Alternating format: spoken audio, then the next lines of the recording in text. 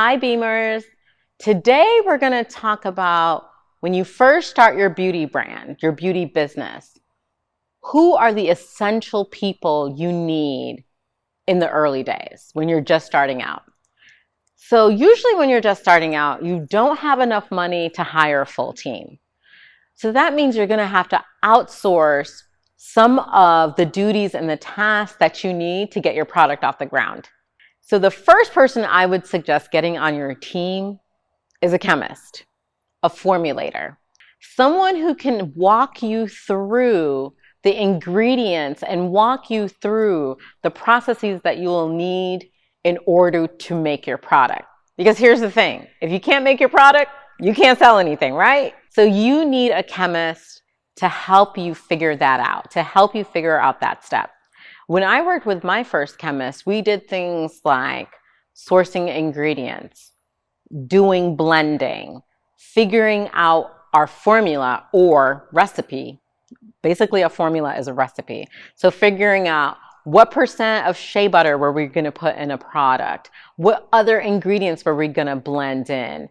How those ingredients would be added together, at what different phases they would be added in. That's what a chemist helps you with. A chemist also can help you with figuring out the stability of your product, making sure that you're doing stability testing. And this is the second person or outsourcing I would recommend for when you're starting out, is getting a lab to test your product. A chemist can help you formulate it. A lab will help you test it. Everything from doing a micro test to make sure there's nothing growing in your product. You don't want to bring a product to market that has micro issues. Another thing that you can test is the stability of your product. How does your product change when it's in cold temperatures versus hot temperatures? If your product is going to be sitting on a shelf somewhere for a very long period of time, is it going to change viscosity? Will it change color? All of those things are what the right lab can help you do. And then the third person or resource that you need on your team is someone who can help you with your branding.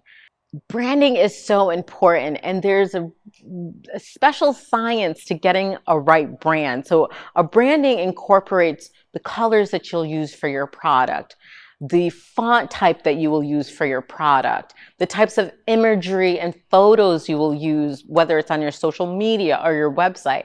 So working with either a freelance branding consultant or working with a branding agency when you first start out is going to be really important to making sure at the end of all of this, you have your chemist formulating something really great for you.